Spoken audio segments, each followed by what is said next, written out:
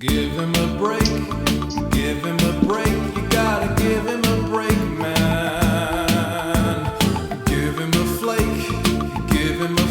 you got to give him a flake, man. Victor will teach you about all the things in Japan that you wanted to see and some things you won't believe. So give him a break. Definition of technology.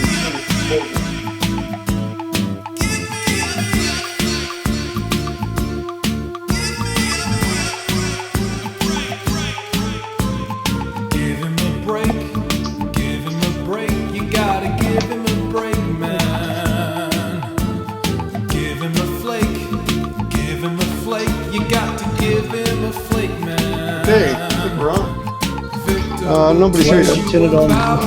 The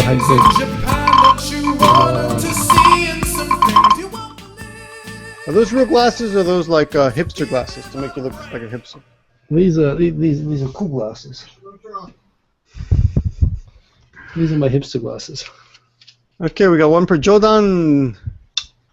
He goes, Jodan. Dude, turn your speaker off. Turn your speaker off. My speaker? Yeah, the sound was. Oh, I did that already. I turned it off. I stopped halfway through my episode of Hanzawa Naoki to see this. What's Hanzawa Naoki? Do you know that? I have no idea what Hanzawa Naoki is. I'm sure it's probably a TV show. All very cool. My wife might be watching it right now. So I've been getting these messages all day. I don't know if you can see that. They're warnings. So the floods. Half of Nagoya is being evacuated from the floods right now, right? There's yeah. like 1,000 homes. After 9/11, 1 year after 9/11, exactly to the day, because it was my birthday, so I remember it. Happy birthday. Happy 9/11. But we had another flood that was really bad. Like just cars were just destroyed. You know, it was really bad. You guys need to get I guess it's part of the thing about not being Tokyo. I guess that in Tokyo they used to have floods all the time too, but they built this enormous drainage system. There's some big videos about it. They're like, the tubes are like 6 stories high underground. So it's basically not impossible. There are some areas of Tokyo that can still flood, but basically, short of something really once in 100 years, it's almost impossible for Tokyo to flood anymore. But Nagoya, you guys get floods all the time down there. You need to do something similar. That was like 10 years ago, the last one. There were pretty serious ones a couple of years ago, I think. Like you're talking about the year after 9/11. Well, that was 2001. But even a couple of years ago, there have been some pretty big floods in recent years. I don't know. Yeah, no, you're right. We're a kind of a country town. Oh, Edo's on. Edo, Edo. I've been meaning to do the video about becoming a citizen, and I have read the blogs, and I've been meaning to, but just so busy with work, so I've been putting it off because I want to do a good job with that video. So, but to anyone who can't wait, if you want to know about becoming a citizen, go to Edo's blog. Yeah. What's the name of it? Becoming Japanese? No, what's it called? Off the top of my head. Type it in there, but in there. But yeah, no, and I'm going through the turning Japanese. Turning Japanese. So I should do something similar for PR. No, it's a good blog, and basically, unless I provide some extra content, there's not much point in me even making a video because I should just say go to the blog. It's got everything you need. Yeah. But it's called it's www.turning-japanese.info for anyone who's interested on how to become so yeah. I don't know why YouTube doesn't let the maker of the video type URLs into the comment box. You think they would allow that, right? Well, they allow it on annotations now. You can link off the site. You're right. Which you couldn't do before. So you got to prove that you own the site, right? No, you can link to any third-party site. You could theoretically, I guess, link to porn if you wanted to on an annotation on the video. Really? If you count, yeah. Since when? Since about 2 months ago. Dude, don't you follow all the YouTube feature updates? I never read any of that. I never look at any of that. Oh, then you miss out. But no, you can now do. I'm making content for this site. I need someone to just tell me shit like that. I guess I should watch that. So there's a YouTube creators blog. You should follow it. I really. RSS, man. I told you, RSS.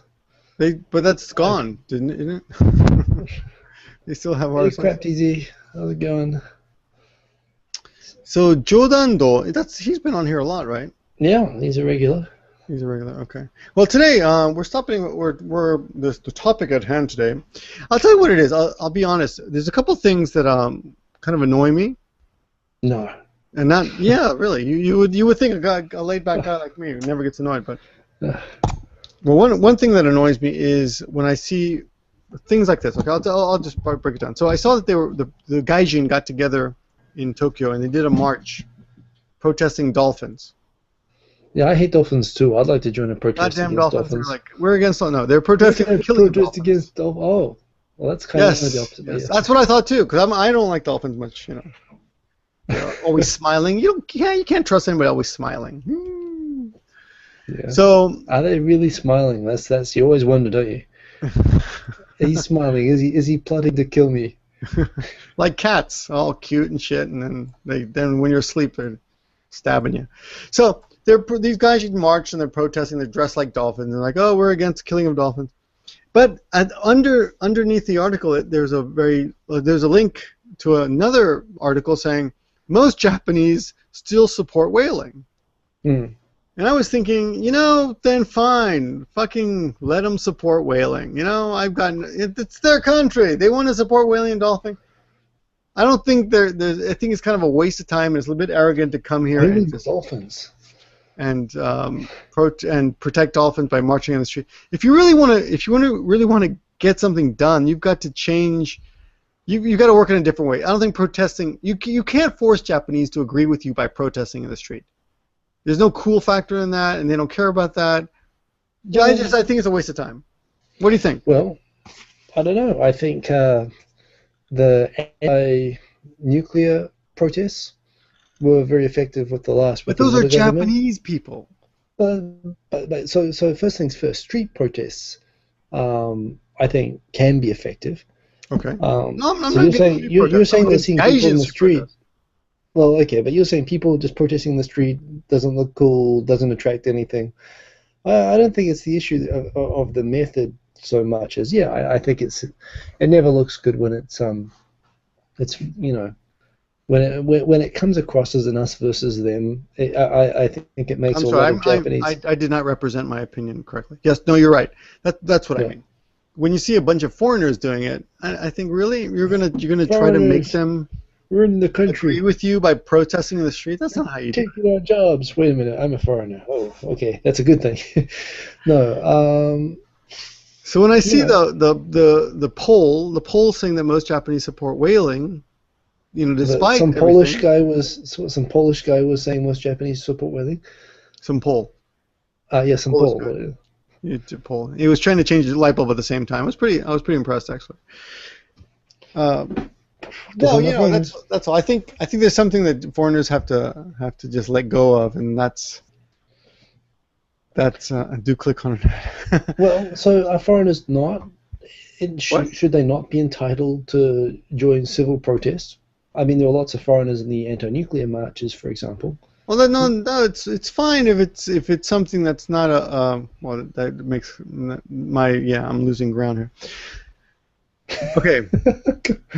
Okay. Come on, I'm not. When it's an outside protest, when you're basically imposing your outside morals on the culture, like nuclear morals are not an outside. It's not us and them. It's not like Japanese. Oh yeah, we love nuclear energy and we love nuclear power. The Japanese pretty much agree with foreigners, so it's not a us and them issue. But eating whales, it's very confusing, even for Japanese. Like, well, I think we think it's traditional, but actually, we do know that it isn't that really that traditional. What is the threshold of domestic popularity before Gaijins are allowed to join in? 50%. 50%. That's a very high threshold. I mean, that means it has to basically foreigners are only allowed to join protests that affirm the right of the LDP to govern the country in an orderly and effective manner. I mean, well, when it's 51% of people are against you, really, what are you doing protesting in their country about something that's really? Wow. It's a cultural matter. It isn't. It isn't like like they're imposing on foreigners directly, right? Well, what wouldn't be a cultural matter? Economics. Okay. Yeah, I guess that makes sense. So we could join like an anti-homeless protest. We'll have like taxes. Like if all the foreigners in Japan said we don't want to pay taxes anymore, like just shut up. Your 51% threshold. I think you get like a 99% support on that. So yeah, you have to find. I'm really just hypothetically, right? You have to oppose a really popular tax. Well, look at this, Hiko. You come from New Zealand, which is correct me if I'm wrong, but the rumors are that 30% of your country is out of the country at any given time. Is that right? Something like that. Yeah. So imagine one day, a bunch of Chinese started protesting on the streets of what's the biggest city? Christchurch, Auckland? I don't know. Auckland, yeah. Auckland. So started protesting and saying that they wanted Chinese restaurants to pay no tax or something. You know, I mean, wouldn't all the New Zealanders be pretty pissed off? Or they wanted to start eating dogs. I don't know. I mean, that's really racist. But is it racist? I don't know. Well, for example, it's just a hypothetical. Or they wanted to start eating dolphin. Let's say that. Chinese people want to start eating dolphin in New Zealand, and all the people who protest were Chinese, and New Zealanders are like, what? No. They would just be laughed at. They would be ignored. Well, I mean, or I don't know, would they? Well, wait a minute. Well, okay. So maybe I'm wrong. You came from an immigrant family to the U.S. Yes. Immigrants protest about stuff. They protest about stuff affecting themselves. Sure, not. I've never heard of a protest anywhere for the right to eat dogs, but you know, people have protests. For example, Just a minute. Maggie would like to protest that protest. That's right. Yeah. What do you think, Maggie? She looks. You should see. Check company. out these hams. Check out these legs here. Look at that. I would eat that. That's a leg. Look at that. That's a chicken leg right there. That's a good chicken leg. I'm sorry I had to look at her genitalia at the same time, but did you check out the leg? Yeah. That's fry that. Take the skin off and fry it up. That's a delicious looking leg. Yeah. I mean, you could be culturally converting us right now. I often look at it. I think, if I'd eat that leg. It's a good looking leg. It looks better than the chicken. That's sometimes I get the Kentucky Fried Chicken. So, anyway, get back to it. So I mean, okay. To me, the most logical on the whaling or the dolphin is, let's be honest. For Westerners, we all watched at least 10 good, very enjoyable seasons of Flipper, that were run through reruns throughout the decades, which pretty much elevated dolphins to, this kind of spiritual. Who hates a dolphin? Who wants to kill a dolphin? I mean. Yeah, well, it's almost like these things are almost like, these are in our culture. These are the sacred cows of rich white kids who, have no interest in anything. Right. So, but what's ironic is that while all these rich white kids get on planes and fly to Japan and say, leave the whales alone, leave the dolphins alone, you go to countries like India, which actually have sacred animals, right, like cows. You're not allowed to do anything with cows there. Either if they can be blocking the road and shitting all over someone's shop. And have you been to India? Thank you. I love to go to India, and I haven't been there. I've been there, and it's true. They will drive around the cows. It's amazing. They're like, oh, there's a cow there. Everybody stop. Let the cow by. They really do. They walk the walk. They walk the talk. They talk the walk. They walk the talk. And this is a legitimate spiritual, religious foundation, and yet, there are many migrants from India who go to other parts of the world. I have never heard of a protest by ethnic Indians in any country against cow abuse, right? Against the consumption of cows. Sure. And those Indian people actually have much more of a legitimate basis for being offended or for staging a huge protest. I'd like to thank you for making my point, and I didn't have to do anything. It was all you. Yeah. Well, not going to disagree with myself. It's a great point. It's a great point. You're right. I mean, from a religious, well, definitely a religious point of view. I mean, a moral point of view. You got to respect religion, right? Well, I mean, in Auckland, and a lot of these, I mean, if there were like levels of anti-dolphin, sentiment or anti-dolphin hunting sentiment, New Zealand would probably be as close to the top as you can get. And I used to have a very new age piano teacher who used to sign up my special forces infantry father, would always pester him with peace project petitions and stuff every time he took me to piano. He took me to piano lessons, And I mean, pretty much every self-respecting New Age, hippie house has like a dozen crystal dolphins. Mhm. There is a kind of a New Age thing associated with this kind of elevated view of dolphins, where I think it's great to have elevated spirituality and values, but there's this other thing which white people tend to have. White people and Latin Americans and so on as well have this terrible tendency that we've gone around the world telling everybody that they need to abandon their culture and adopt our civilized ways. Mhm. And we like to think that, that's history and that's all done now, and we're all multicultural, and we're all we're past that now. But I think it's part of the mindset of people in Europe that we still have to go around and correct all of these people with incorrect culture. Um, and there's a lot of people who they're not culture is an excuse for doing the wrong thing. Is the way that they see it. They come here and they see a wrong, a moral wrong that they need to make a moral, ethical stand on, that they come here Right. and they proudly do, and it doesn't even occur to them that they're being colonial, or that they Well, that they're that white being man as burden all can be genocidal quite people. Well, blinding yeah, sometimes. So. yeah. Have some white guilt, people, please. Well, let me give you some other examples of stupidity that I've heard from I won't say white people, from non-Japanese. I've actually gotten emails from people asking me why I don't make videos against kanji. Yeah, yeah. Damn Right? things Like, suck. Yeah. well, you've seen those comments, right? Like, Victor, I think it's time Japan, what is it? Grew up and discarded kanji because it's just too hard. And I'm like, what? It's never going to happen. They're never going to get rid of kanji. Give up. I'm actually surprised that Korea got rid of kanji, though. I will admit Well, that. yeah. But Well, that's what I was going to say. Although, I never told them that, but Japan played a big part in Korea getting rid of kanji as well. no, really, how? Well, Hangul existed for a long time, but it wasn't. Korea had no public education system. It had no public health system or education system until Japan annexed and colonized Korea. Can't say that, man. No, I know. Oh So, my God. well, That's it. it's like it's like Life of Brian. Well, This video is going to be flagged.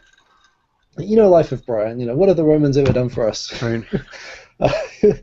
You're not allowed to say all the terrible things that Japan did for Korea, like universal education and doubling the life expectancy and making everyone literate. Which in those days only the yangbangs, only the aristocrats who spent their whole lives doing nothing but studying Chinese were literate in Korea. And Japan found this fantastic way to turn them all into effective workers by educating everyone by making Hangul the What's a little comfort with in between friends, really?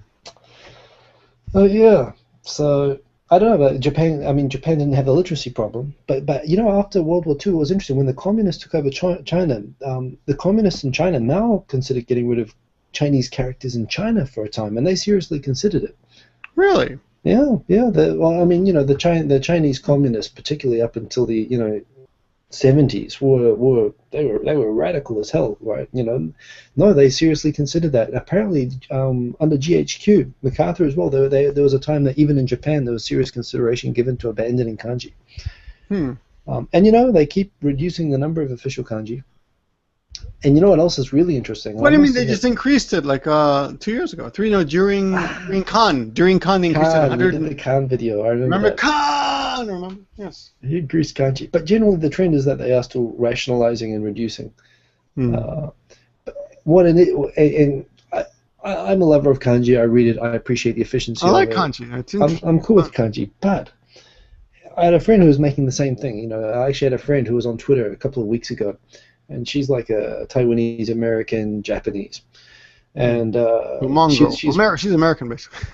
well, she was complaining. Her co-workers talking about how Japan needs to grow up and get rid of kanji exactly like that. She was saying people don't realize how efficient and how great kanji is when you can use it. And I play devil's advocate. I pointed out, how many kids nowadays, like under 25, can even write their own home address without having a smartphone handy. Japanese are basically, in terms of handwritten Japanese, are almost completely illiterate at their own language now. Because of computers, right? Yeah. And smartphones and mobiles more than anything else. And that's, you know, at the same time, as much as I'm a defender of And kanji, it's and made it's great at foreigners kanjis so for much reading. more literate. Yeah, but the I mean, I problem can is, just I can just speak Japanese into my iPhone and get the kanji to pop up. I'm like, oh yeah, okay, I can write that now. but the thing is, if you made Japanese like Bahasa, you know, if you made it all Romanized or whatever, like they do in Philippines and, you know, Malaysia and so on, Right. the problem with Japanese is that there's so few sounds, which means that there are so many synonyms, or there, what do you call them, words which are the same homonyms. You know, there's like every single word in Japanese has like 10 different meanings. Like kanji. Kanji could be kimochi. No. That's Kanji true. could be the director of a party, the kanji.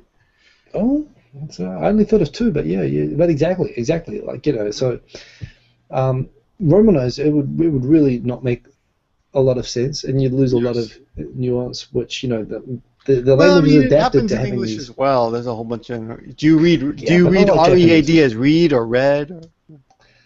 Yeah, but I think I mean, because basically Japanese is so much more comfortable with the homonym situation because of kanji. It's never had to diversify its sounds or worry too much about confusion like that. Ah, interesting. I never thought about that.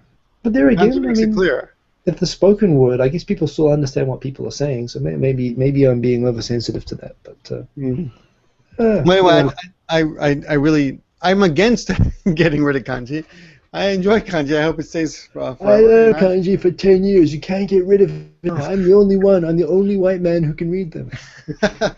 Oh, let's pause now to show some of our viewers. By the way, Lecos boy, who's a Portuguese J vlogger, who will be at the party on January. September 14th. Look forward to meeting you in person, Lecos boy. And he. Oh, now I lost the. Oh, he wants to know if this is a new channel, and I just noticed that this channel is being uploaded to my real name, Victor Bojo. Yeah, it changed. Oh, Look at that. YouTube, I don't know how that happened. Forcing everybody. Well, it's the Edward Snowden effect. That, you know, all these prison. I think the NSA has revealed my name to everyone. So. Yeah. He's Well, trying that's to it. stop you uploading it to WikiLeaks. No more hiding from me. You could have Googled "Give Me a Break, Man" to find out who he was, but now there it is. So you can please call my school tomorrow and try to get me fired, which is what usually happens. And I'll answer and say, yeah, that asshole, I'm going to fire him. I try that twice every month, and it still hasn't happened yet. I don't know why. Well, you're no good at doing a Texas accent, you know? You got to work on that accent. You always try to fire me with a Texas accent. So, work on my Canadian. This is not a new channel. This is actually, well, it is a new channel, but I didn't know that until you pointed it out, so thank you. Also, another thing, a couple other points to point out here. Oh, yeah, Ado said that how many people showed up at the protest? 60 protesters and a dozen counter-protesters. Is 60 a lot of people? I don't think so. I mean, is it relevant? Is it relevant? It'd be like a really good birthday party, but yeah, it wouldn't go so well for a political statement. Good point. It would be bad. You know what? If 60 people showed up to the September 14th YouTube party, I'd be a little disappointed. Bit bummed, but yeah. Well, so that's we're in good shape for for that. 60 people. It's kind of disappointing if it's a YouTube party. All right. Yeah. Okay. Another protest. Another silly thing that I've heard. Well, hold on. Kanji, English. Oh, yes. Divorce laws. Now, this is something that's interesting. We were discussing this in class the other day because in America, recently, I've been telling. Well, actually, only today. I've been telling Hiko Simon about a comedian named Bill Burr. I'm gonna. I've been listening to. You type and you. Oh, sorry. Okay, I've been listening. I forgot about that muting thing. Keep your hands where we can see him. Bill Burr is a comedian, and just so we can see, how many people know who Bill Burr is? Just write in the comments. You're going to have to wait about 2 minutes to see the comments come up. Oh, you're right. I just presume everybody said yes, so yeah. Okay, so everyone said yes. No. Everyone said Bill no. Burr is actually someone that apparently a lot of people know about because they said, Victor, did you just steal that Bill Burr joke? And a couple months ago, I'm like, I don't know who he is. So apparently I said something funny, and they thought I stole it. That's how much credit I get. So I looked him up, and I started watching his stuff, and he's hilarious, but he's quite anti-feminist and anti-woman. He's almost misogynist. But he makes an interesting point about women in America and how much money they get after they divorce their husbands. And he was talking about Kobe's wife. I think they were going to get a divorce, and Tiger Woods' wife. And we were talking about this in my Japanese or in my English class with Japanese people, and how in Japan, if you get divorced, it isn't that bad. Like you basically have to give them a certain amount of money, or you can pay them off in one lump sum, and you're done, and you're free, right? So, the interesting thing is, Japanese law treats Japanese women. I'm not sure if that's more liberating or more insulting, or if America pampers women too much by giving them so much money. For example, I mean, his big joke about Kobe's wife is, you know, she's going to get $190 million for what? Can she even do a layup? You know, has she ever dunked a ball? Things well, like that. she obviously dunked some, but you know, it's those are other balls. Yeah, well, I use the plural, but I'm thinking that's kind of interesting. Like, which is actually, I think both extremes are wrong. Really, does a woman deserve to have 50% of everything, and for what reason? well, I mean, And so this is family as a law- married man. So family law in common law countries is pretty much the same, and you know, and there are conventions like the Hague Convention on parental abduction of children. The Hague Convention that covers children, not. But the point is that where you have a custody dispute, it presumes that basically all the member countries generally have similar family law systems that deal with divorce and, you know, all the fallout of divorce. And there's this idea that, you know, all these countries have sufficiently similar laws that, you know, even if they all run off to, you know, to Madagascar or whatever, they're going to have a similar. They're going to enforce the same rulings in other countries, right? So that you don't have people trying to kidnap kids or, you know, Right. and it doesn't extend to alimony or, you know, or divorce payments, but it's this idea that these systems are pretty aligned. The big challenge that Japan has had, apart from the fact that Japan's always been a bit wary about getting into international treaties that have to do with, you know, what it sees as the human rights of its citizens, you know, it's a bit protective of Japanese people, is that the Japanese family law system is just really completely incompatible in many ways. It's very dissimilar to family law systems in other countries. So, like you talk about divorce, for example, it's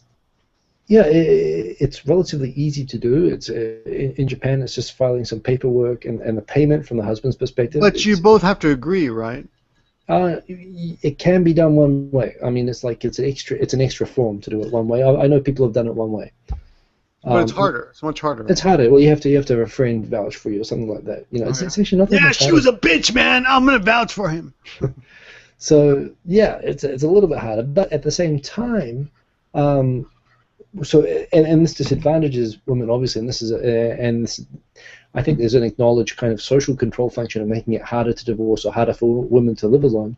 The downside being, of course, if they're in abusive relationships or something like that, you know, they become destitute if they leave, possibly, or they don't have the support to go on for very long.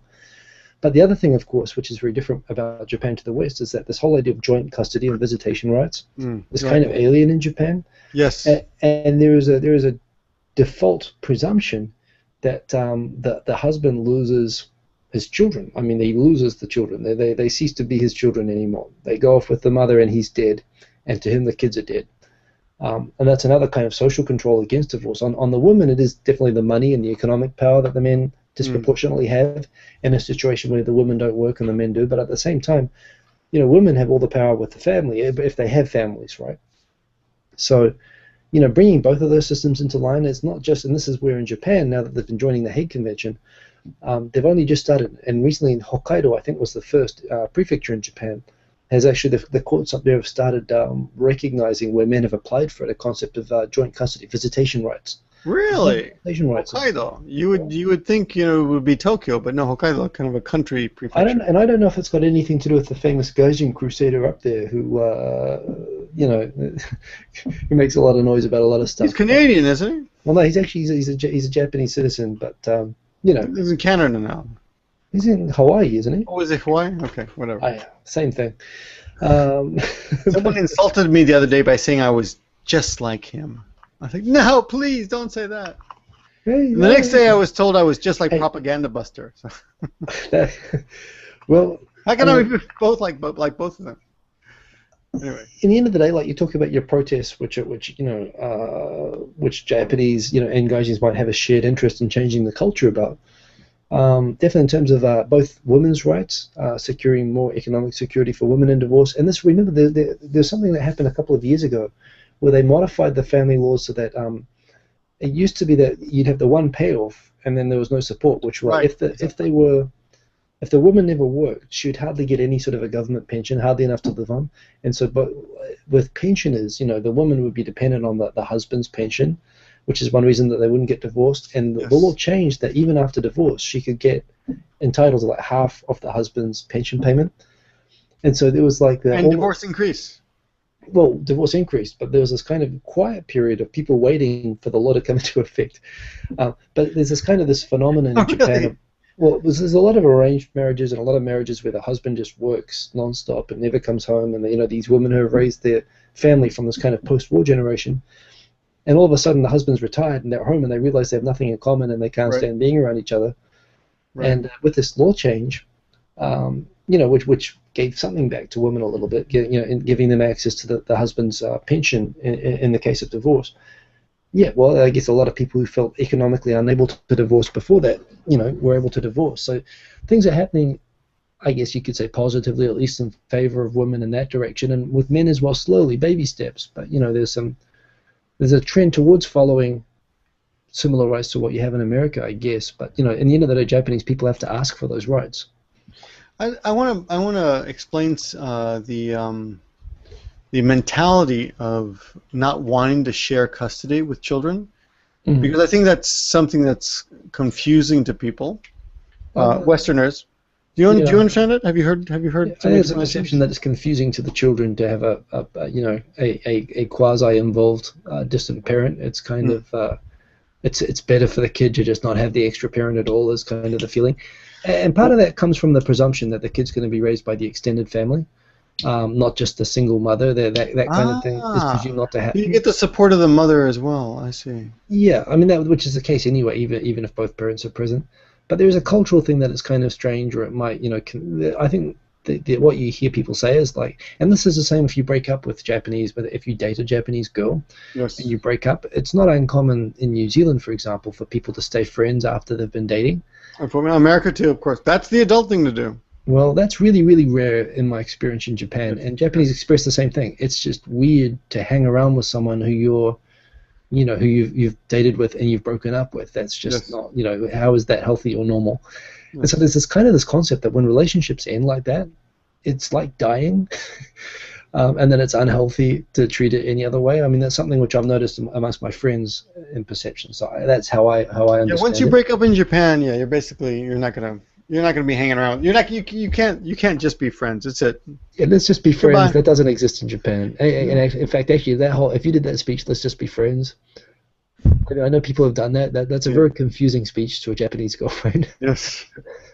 That doesn't make any logical sense whatsoever. I made the mistake of calling up an old girlfriend after I broke up, like a month later. Like, I felt bad about it because I liked her, but I just didn't want to, be romantic. And like, let's go out for coffee. And she's like, I don't understand. What are you saying? You want to get back together? And like, no. Well, you're talking Beverly talk if you're talking like that. I had a student who got divorced, and he did not see the children anymore.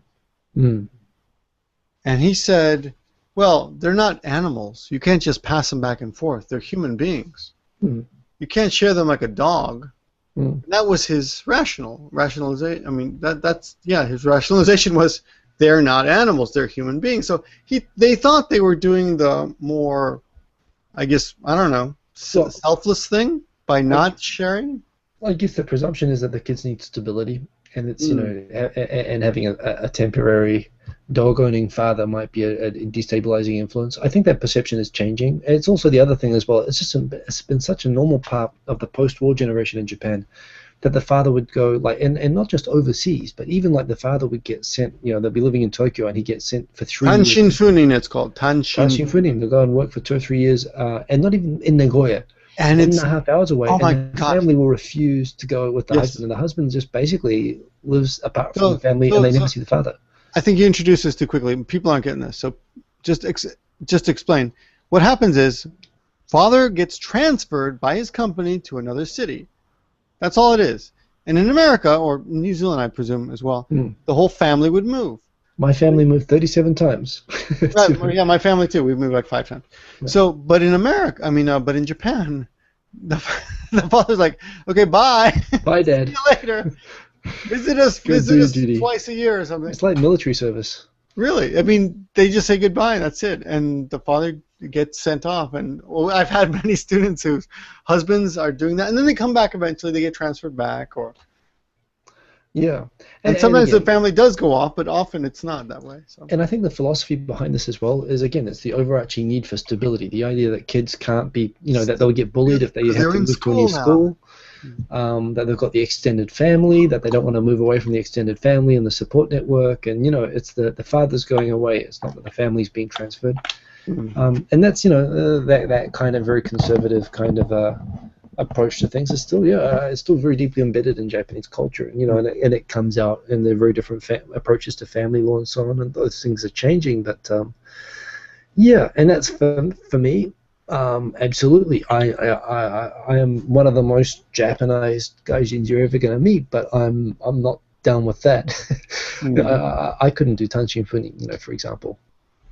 I think you should get your child transferred. Well, I work some alone time for a while until he can read and write, and then you can bring him back. yeah. Well, and I know Japanese people who've been sent to boarding school, for example, overseas. I know some people have done that, but.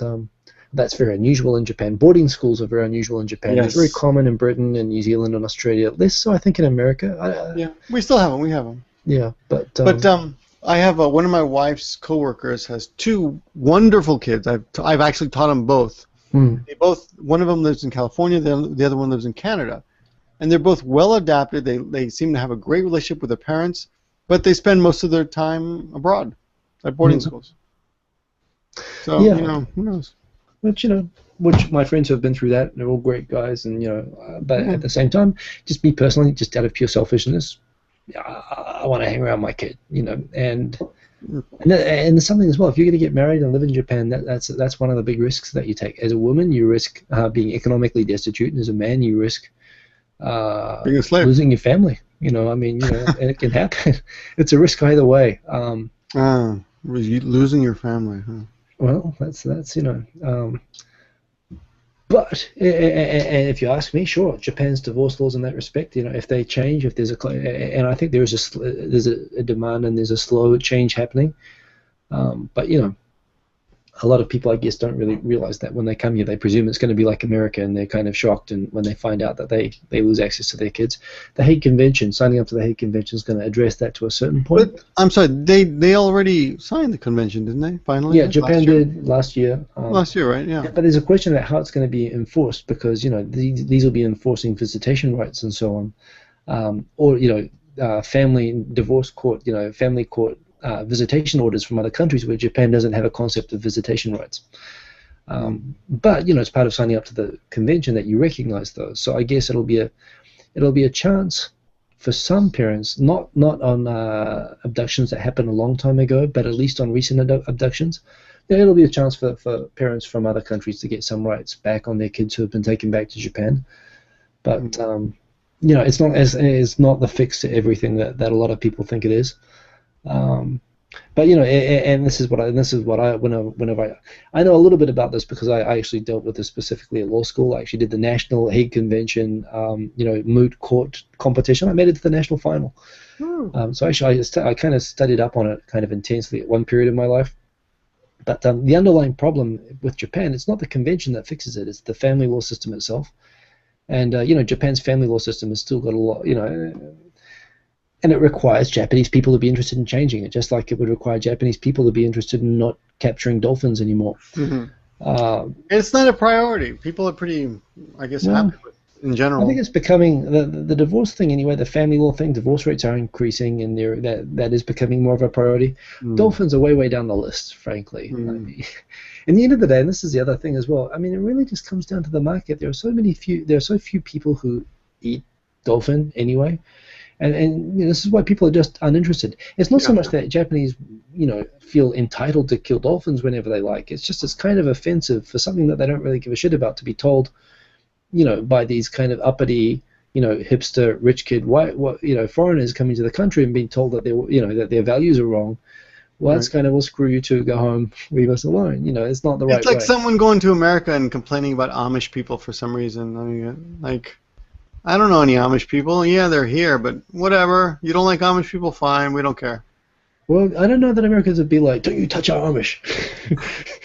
Nobody would. I swear, if you touch one hair on the head of one Amish person, so help Tell me as an Americans American. we're going to take your guns, and yeah, they'll care. But Well, yes, that's right.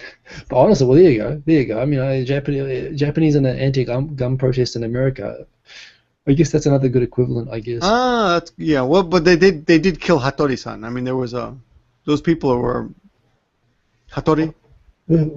Which Hattori? Well, I don't know. 11 years ago in Nagoya, a boy named Hattori was sent to America, Louisiana, to be a home exchange student, and he was my wife's classmate, actually. So that's why I know all this shit. Not that I'm not smart. I just I happen to know because my wife was pretty upset about it. Yeah. But and then he was trick or treating, and the guy said freeze, and he thought, oh, he said come in, and they shot him, and he's dead. So because of that, even now, Japanese protests in America regarding gun laws.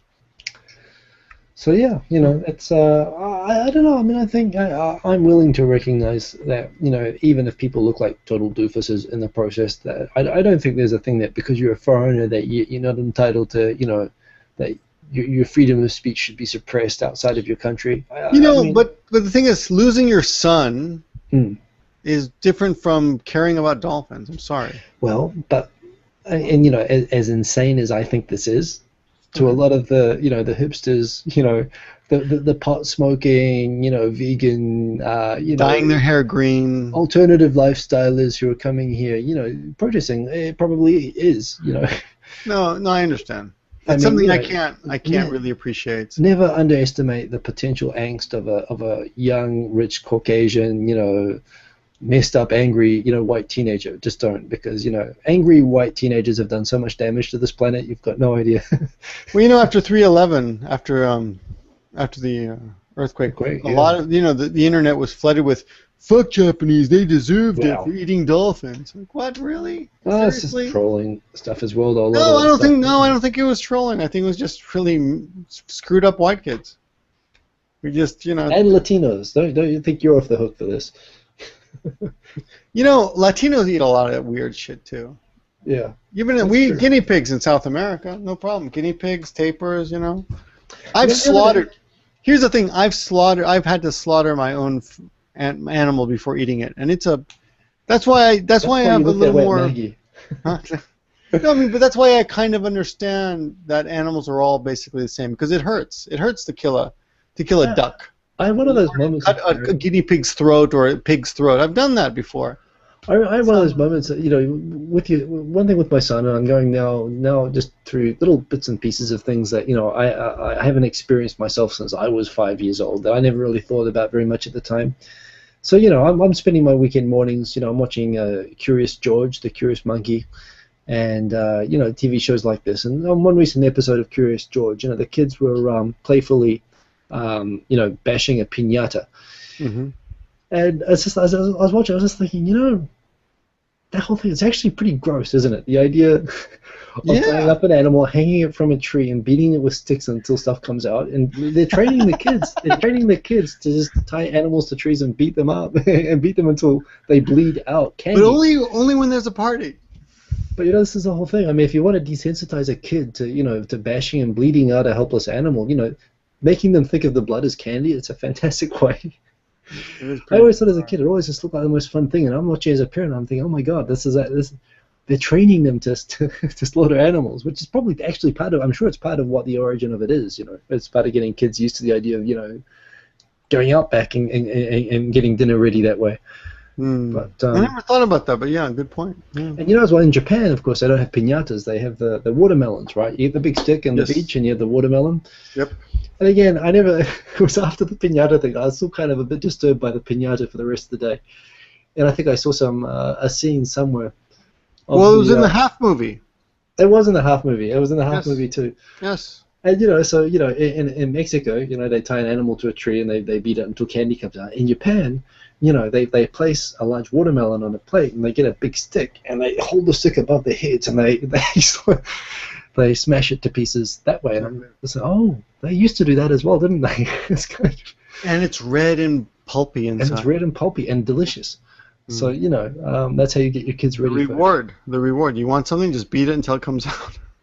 Well, I mean, it's funny. I don't really have culture about beating things until making stuff come out. Oh. But it's kind of funny. I mean, these things. This is culture. This is what So I don't know. It's like it's kind of funny your perspective on these things. We should end the conversation on beat it until something comes out. Let's stop on that note. But yeah, it's funny the emails we get, asking us to help change Japan's culture somehow. Well, I know the whole kernel of this conversation came from, of course. I watched this half movie. I got invited to a pre-screening the other night. Yes. And you should watch it. Everyone should watch it. I want awesome movie. It's going to be. Well, tell us about the release. It's going to be shown all over Japan, or what? No, it's only going to be shown in one theater for 2 weeks in Tokyo. And if it's popular, it'll get a wider release. But it's. What do you mean only 2 weeks in Tokyo? That's it? Well, it's an indies movie. They can't find. They are. I think. So there's a place in Nagoya that shows indie movies like that all the time. They should bring it here. I think it is. They are going to show it in Europe and America. It's going to get screenings in other places. But the official release is on October 5th, and it's going to be shown at Uplink Studio in Shibuya. But the hope is obviously, if it's successful, that it will grow and get shown wider and longer. And I hope that's what happens with it. How the hell can we help? Come to Shibuya. Well, shit, that sucks. Okay. Well, I can make a video. That's all I can do. I put the link on the video. On the video and the information below, there is the homepage for the movie, and it does have information on screenings in other cities. I'm sure there'll have to be a Nagoya screening. It's an awesome movie. I made the mistake of presuming this was going to have some kind of. Well, it does. I think it does have a kind of an agenda below it, and it is this agenda about kind of getting people used to the idea of a more diverse definition of Japanese people. Right. Which the movie kind of leaves you with, but at the same time, I was maybe expecting before I went to watch it more of a kind of a more whining militant gaijins that they tease halves and they need to stop that bad stuff, and it really wasn't like that at all. It was just really from the trailer. I didn't think it would be like that, but yeah, it was pretty interesting. And it's not. It's kind of 5 case studies of people who have nothing whatsoever in common with one another except that they happen to be half Japanese and in Japan. And it's super thought-provoking, but the agenda aspect to it is probably there, but it's subtle enough that you don't feel like you're having any ideology rammed down your throat while you're watching it, but it can make you think about these things, right? Which is good. So it's I have to go in a minute. Yes. My time is almost up, but yeah. Okay. All right. Well, thanks for joining us on this new channel called the Victor Bojo channel. You need to put on for that. Maybe I'll rip the video from itself and just throw it up on Give Me a Flake, just so more people realize that this exists. Because I don't know how. Recently, the Google Plus. It's a good conversation. I mean, we've been attacking Amish people and dolphins. I think it's been a good video. But yeah, and I don't know how Google Plus is working these days, so I guess why not? I'll do that. But anyway, thanks for. Well, by the way, next week, next week is my birthday. This day, September 11th. Yep. And due to that, my wife and I are going to maybe go out. I don't know. We're going to do something, so I'll be taking the night off. You're going to be doing something, okay? We'll be doing something. I don't know. What can you do with your wife? I don't know. I have to think of something. What should I do with her? I don't know. I don't need any suggestion. I'm just saying. Yeah. But very important. If you are in Tokyo on September 14th. Please come to the party. We're having put the information for the party under this video as well. So it's all going to be there. And come Tokyo, September 14, Roppongi. Yes. All the information's up there, and it's all. And I'll start linking it to so everything that comes out every day. You gotta tweet it every day. And there is going to be a pre-event, which Google is going to help set up. They haven't quite sorted all the details out yet. We're trying to get the YouTube space for it, but YouTube is helping us set it up, and it's going to be awesome. So look out for an update on that as well when that's ready, and you can go and hang out at Google, and there'll be a big panel discussion and